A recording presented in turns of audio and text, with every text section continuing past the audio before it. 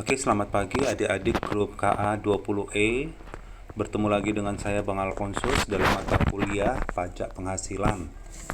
Kali ini kita masuk PPH pertemuan yang keempat. Kita akan membahas ya PPH pasal 21 atas penghasilan berupa natura dan kenikmatan. Ya. Kemudian yang kedua nanti kita akan membahas PPH pasal 21 atas uang rapel ya. Yang ketiga, ya, nanti kita akan membahas juga tentang bagaimana perhitungan PPH pasal 21 untuk penghasilan bagi pegawai yang baru bekerja ya pada pertengahan atau bagian tahun ya.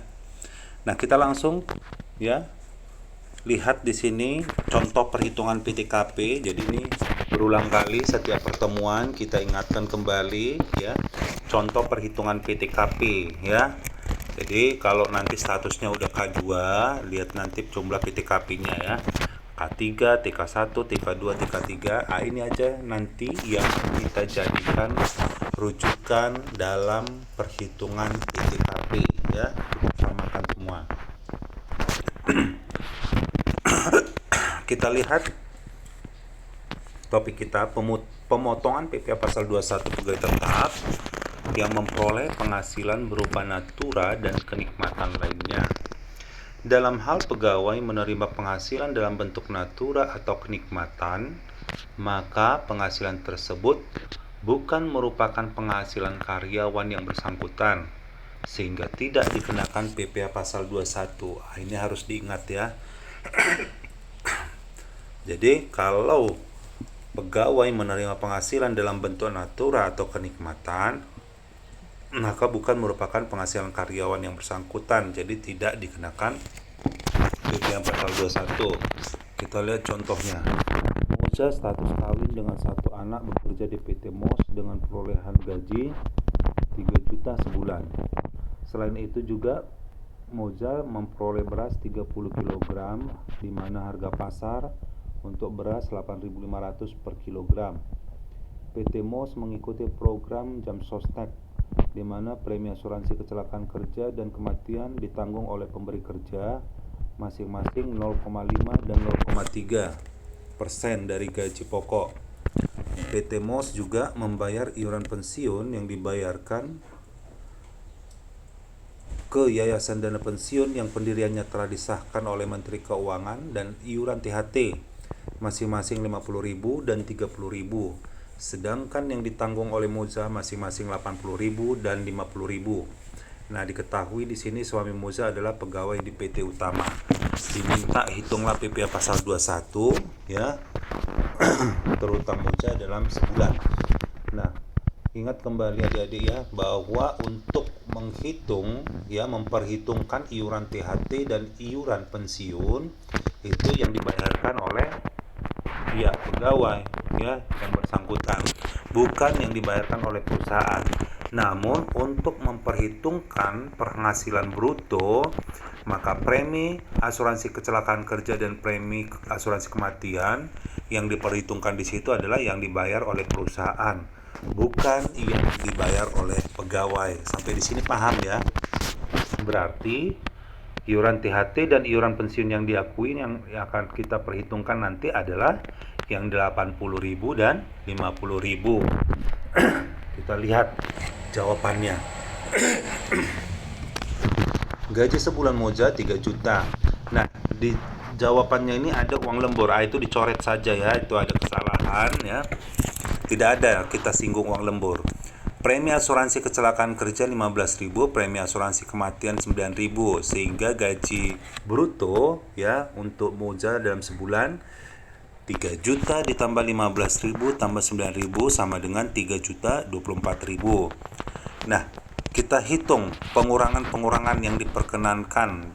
Yang pertama biaya jabatan 5% kali 3 juta 24.000, 151.200. Iuran pensiun tadi 80.000 ya, iuran THT 50.000, sehingga total pengurangan yang diperkenankan itu sebesar 281.200 rupiah. Nah, dapatlah penghasilan itu dalam sebulan ya. Bagaimana cara menghitungnya? penghasilan bruto sebulan dikurangi dengan pengurangan-pengurangan yang diperkenankan. 3.024.000 dikurang 281.200 sehingga penghasilan neto sebulannya menjadi 2.742.800. Nah, setahun karena penghasilan neto setahun jadi 12 kali 2.742.800. Dapatlah di situ 32.913.600 rupiah. Nah, dikurangi dengan PTKP tadi statusnya K1 ya. Namun karena dia adalah seorang wanita maka dianggap single sehingga PTKP ya penghasilan tidak kena pajaknya hanya untuk status WP sendiri sebesar 15.840. Nah, kurangkanlah itu dengan penghasilan neto setahunnya sehingga diperoleh penghasilan kena pajaknya 17.073.600. Itu PKP-nya, penghasilan kena pajak. Nah, sekarang Abang tanya, ini kena lapisan berapa lapisan tarif? 1 ya, betul. 5% itu kan sampai 50 juta PKP-nya kan. Nah, ini hanya 17.073.600. Berarti PPh pasal 21 turut hutangnya sebulan menjadi 5% dikali 17.073.600. Dapatlah dia 853.680. Sehingga untuk mencari PPh pasal 21 terutang sebulan bagikan 12 menjadi 71.140. Jadi untuk beras tadi itu tidak ada kita perhitungkan ya. Nah, itu dia untuk jawabannya. Kemudian kita lihat catatannya di sini ya. Selanjutnya, pemotongan PPh pasal 21 atas penerimaan dalam bentuk natura dan kenikmatan lainnya yang dikenakan pemotongan PPh pasal 21 karena diberikan oleh bukan wajib pajak. Nah, bila bukan wajib pajak yang memberikan, ya apabila penghasilan natura atau kenikmatan lainnya diberikan oleh bukan wajib pajak, maka harus diperhitungkan dalam penghasilan bruto pegawai, ya, dan dikenakan PPh pasal 21. Penerimaan yang dalam bentuk natura dan kenikmatan tersebut harus kita rupiahkan terlebih dahulu dengan menggunakan harga pasar atau harga pengganti dalam rangka menghitung PPh pasal 21. Lihat contoh pada slide berikutnya. Nah, kita lihat. Contoh yang kedua, Abdullah status menikah dan mempunyai 1 orang anak adalah WNI yang bekerja sebagai penerjemah di Kedutaan Besar Negara Arab Saudi di Indonesia. Abdullah memperoleh gaji 10 juta sebulan beserta beras dan gula masing-masing 30 kg dan 5 kg. Untuk menentukan nilai uang dari beras dan gula dihitung berdasarkan harga pasar yaitu 10.000 beras per kilogram dan 12.000 gula per kilogramnya. Diminta hitunglah PPh Abdullah dalam sebulan. Nah, inilah yang dikatakan tadi contoh kita. Apabila penghasilan natura atau kenikmatan lainnya diberikan oleh bukan wajib pajak, maka diperhitungkan dalam penghasilan bruto pegawai dan dikenakan PPh pasal 21. Nah, di sini kan Abdullah bekerja di Kedubes Arab Saudi di Indonesia. Nah, itu kan bukan wajib pajak ya, makanya tadi disebutkan harus diperhitungkan sebagai penambah penghasilan bruto. Kita lihat. Gaji sebulan Abdullah tadi 10 juta. Nah, beras 30 kilo kali 10.000 300.000, gula 5 kilo kali 12.000 sama dengan 60.000 kan. Nah, sehingga penghasilan bruto Abdullah menjadi 10.360.000. Nah, kita lihat biaya-biaya yang diperkenankan untuk pengurangan ya. Biaya jabatan 5% kali 10.360.000 sama dengan 518.000. Nah, ini kan sudah melebihi biaya jabatan yang diperkenankan berdasarkan ketentuan undang-undang. Maka yang kita akui adalah maksimumnya 500.000. Kemudian tidak ada diketahui ya iuran THT, iuran bensin tidak ada. Penghasilan itu sebulan menjadi 10.360.000 dikurang 500.000 menjadi 9.860. Penghasilan neto setahun kan kalikan 12, 118, 320 Rp100.000. Nah, diketahui dalam soal PTKP-nya K1 ya, kawin dengan memiliki satu anak. Status WP sendiri, status kawin, tanggungan anak satu, sehingga total PTKP 18.480.000. Nah, sehingga bisa kita ketahui berapa penghasilan kena pajaknya dari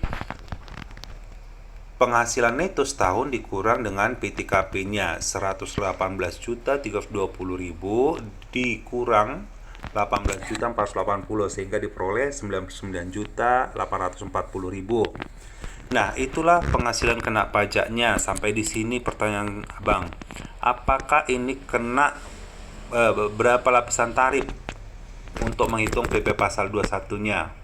Ya, betul ya. Ada 2 lapisan tarif karena sudah melebihi 50 juta ya. Yang pertama yang 5% kenakan ke 50 juta PKP-nya. Kemudian masuk lapisan tarif kedua 15% kali sisa PKP-nya. Sisa dari 99.840.000 dikurang 50 juta menjadi 49.840 kali 15%. Sehingga PPh pasal 21-nya dalam setahun menjadi Rp9.976.000 dalam setahun ya. Nah, kalau kita lihat PPh pasal 21 sebulannya menjadi 831.400 ya. Itu dibulatkan. Oke, jelas sampai di sini adik-adik ya. Untuk contoh kita yang kedua, masuk kita untuk pemotongan PPh pasal 21 pegawai tetap yang memperoleh rapel. Nah, ini nanti dalam soal post test kita ada. Rapel adalah pembayaran kekurangan atas gaji masa sebelumnya yang disebabkan adanya kenaikan yang berlaku surut, ya. Kita lihat di sini, PPh pasal 21 atas rapel adalah selisih antara PPh pasal 21 setelah kenaikan dengan PPh pasal 21 yang telah dibayar sebelum adanya kenaikan. Apabila rapel lebih dari 1 bulan, maka dikalikan dengan jumlah bulan yang dilakukan pembayaran rapel. Apabila rapel lebih dari 1 bulan, maka dikalikan dengan jumlah bulan yang dilakukan pembayaran rapel. Kita lihat contohnya, contoh ketiga. Anda status menikah dengan 2 orang anak, bekerja di PT Dewa dengan gaji sebulan 5 juta dan membayar iuran pensiun dan THT sebesar 50.000 dan 30.000. Andra pada bulan Juni 2009 menerima kenaikan gaji menjadi 6 juta sebulan yang berlaku surut sejak 1 Januari 2009. Dengan adanya kenaikan gaji yang berlaku surut tersebut, Andra menerima uang rapel yang merupakan kekurangan pembayaran gaji untuk bulan Januari sampai dengan bulan Mei 2009. Adapun langkah-langkah perhitungan PPh pasal 21, perhitungan PPh pasal 21 atas gaji sebelum ada kenaikan kita lihat ya. Ini tadi gajinya awalnya kan 5 juta ya. Kemudian dikurangilah dengan biaya yang diperkenankan, yaitu biaya jabatan, iuran pensiun dan iuran THT ya. Sehingga diperoleh penghasilan neto sebulannya menjadi 4.670.000. Nah, disetahunkan kalikan 12 menjadi 56.040.000. PTKP K2 ya, kawin tadi 2 anaknya ya kan. 2 orang anak ya. Kita lihat berarti total PTKP-nya 19.800 ya. 19.800. Coba kalau kita lihat di tabel kawin K2. Mana tadi tabel kita? Kawin, status kawin K2. 19.800, benar ya? Oke. Kita lanjutkan.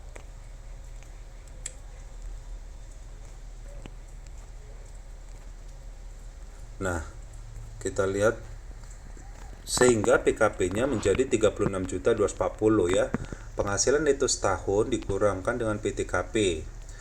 Dapatlah 36.240. Nah, PPh pasal 21 terutang dalam setahun, ya kalikan aja dengan 5% lapisan tarif yang pertama dikali PKP-nya. Dapatlah 1.812 sehingga PPh pasal 21 dalam sebulan tinggal membagi 12 menjadi 151.000. Nah, kita lihat lagi gaji setelah adanya kenaikan ya. Gaji sebulan Anda katanya 6 juta. Kemudian biaya yang diperkenankan totalnya 380.000 ya. Kemudian penghasilan neto sebulan diketahui jadinya di situ ya. 5.620 ya. Penghasilan disetahunkan kalikan 12 menjadi 67.440. PTKP K2 totalnya 19.800, PKP-nya sehingga menjadi 47.640.000.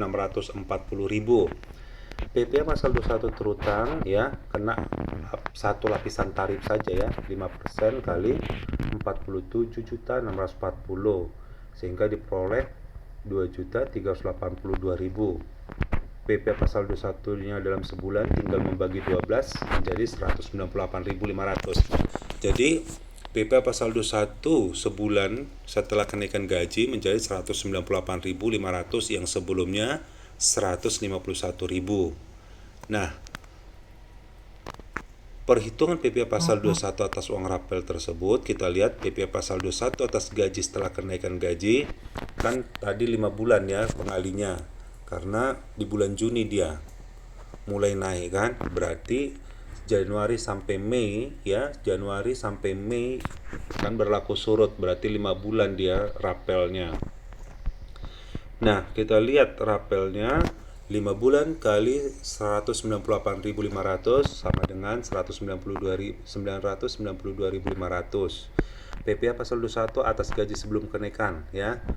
Itu sebelum kenaikan tadi PPh-nya 151.000 kali 5 bulan 755 sehingga PPh pasal 21 atas uang rapel menjadi kurangkanlah PPh pasal 21 setelah kenaikan dikurang dengan sebelum kenaikan, dapatlah di situ totalnya 237.500. Nah, begitulah cara menghitung PPh pasal 21 atas uang rapel. Jelas adik-adik ya? Nah, yang terakhir kita bahas tentang penghasilan yang kewajiban subjektifnya sebagai subjek pajak dalam negeri sudah ada sejak awal tahun takwim tetapi baru bekerja pada pertengahan tahun. Seperti apa perhitungan PPh pasal 21-nya? Kita lihat, untuk pegawai tetap yang kewajiban pajak subjektifnya telah ada sejak awal tahun, apabila baru bekerja pada tahun berjalan, maka penghasilan neto setahun dikalikan dengan jumlah yang sesungguhnya bekerja. Contoh, kita lihat di sini. Ferry status menikah tetapi belum mempunyai anak, bekerja pada PT Aneka sebagai pegawai tetap sejak 1 September 2009. Nah, inilah memperoleh penghasilan pada bagian tahun pajak ya. 1 September katanya kan. Gaji sebulan adalah 5 juta. PT Aneka ikut program jam sostek, premi asuransi kecelakaan kerja dan premi asuransi kematian ditanggung oleh pemberi kerja setiap bulan masing-masing 30.000 dan 20.000. Nah, ini nanti akan kita perhitungkan untuk penghasilan bruto. Sedangkan yang ditanggung Ferry setiap bulan masing-masing 10.000 dan 5.000. Nah, ini tidak ada kita perhitungkannya, hanya ya mewarnai soal saja. Di samping itu, pemberi kerja juga menanggung iuran pensiun yang pendirian telah disahkan Menteri Keuangan dan iuran THT masing-masing sebesar 20.000 dan 15.000. Nah, ini tidak kita perhitungkan. Sedangkan yang ditanggung Ferry 20.000 dan 30.000. Nah, ini yang 20.000 dan 30.000 yang dibayarkan oleh pegawai itu yang kita perhitungkan nanti untuk ya perhitungan pengurangan-pengurangan yang diperkenankan. Diminta hitunglah PP pasal 21 dalam sebulan. Nah, kita lihat. Gaji sebulannya tadi katanya 5 juta ya. Ya, 5 juta. Kemudian kita lihat premi asuransi kematian dan premi asuransi kecelakaan kerja dan premi asuransi kematian. 30 tambah 20 menjadi penghasilan brutonya dalam sebulan 5.050.000. Dikurang biaya-biaya yang diperkenankan, yaitu biaya jabatan, iuran pensiun, dan iuran THT. Biaya jabatannya, penghasilan bruto dikali 5%, 252.000. Iuran pensiun 20, iuran THT 30. Sehingga total biaya yang diperkenankan 302.500. Nah, kurangkanlah itu, dapatlah penghasilan neto menjadi 4.747.500. penghasilan neto dalam setahun, karena kan mulai September, Oktober, November, Desember, 4 bulan dia masa kerjanya ya. Berarti untuk disetahunkan 4 bulan dikali 4.747.500, dapatlah dia penghasilan neto setahun 18.990.000. PTKP kan 0 katanya, sehingga total PTKP-nya 15.840 tambah 1.320.000. Dapatlah dia 17.160. Kurangkanlah dengan penghasilan netonya yang setahun tadi. Ya, sehingga dapat penghasilan kena pajaknya 1.830.000. Untuk menghitung PPh pasal 21 terutang dalam setahun, kenakanlah lapisan tarif yang pertama. 5% dikali 1.830.000 dapatlah 91.500. Nah, 91.500 ini ya itu setahun.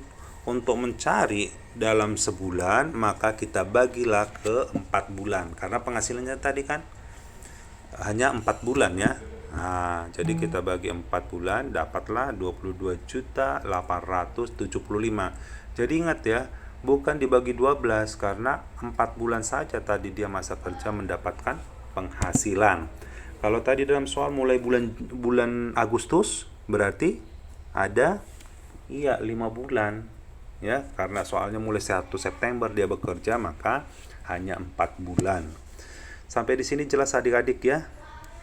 Nah, selanjutnya ya, silahkan nanti adik-adik pelajari kembali tayangan materi kita di YouTube ya. Sebelum adik-adik menjawab post test PPh yang keempat, di sini sudah Abang sajikan contoh soal kita ya untuk pegawai yang bekerja yang menikmati rapel ya. Ini saya bacakan contoh soalnya. Alfonso status menikah dan memiliki seorang anak, bekerja di PT BC dengan gaji sebulan 5 juta. Dan Alfonso membayar iuran pensiun dan iuran THT 50.000 dan 30.000. Pada bulan Juni 2009, Alfonso menerima kenaikan gaji menjadi 6 juta sebulan yang berlaku surut sejak 1 Januari 2009. Dengan adanya kenaikan gaji yang berlaku surut tersebut, Andrea menerima uang rapel yang merupakan kekurangan pembayaran gaji untuk bulan Januari sampai dengan bulan Mei. Berapa bulan itu berarti? 5 ya, karena kenaikan gajinya mulai Juni katanya kan. Nah, yang berlaku surut berarti 1 Januari sampai 1 Mei. Hitunglah PPh pasal 21 atas rapel Alfonso di atas. Oke. Silakan nanti adik-adik pelajari materinya, kemudian lanjutkan dengan post test ya. Saya tunggu jawabannya. Apabila ada hal yang kurang jelas, nanti dapat japri atau komen di Google Classroom kita. Oke adik-adik, sampai di sini pertemuan PPh keempat kita. Sampai jumpa, sampai bertemu kembali dalam PPh yang kelima. Terima kasih.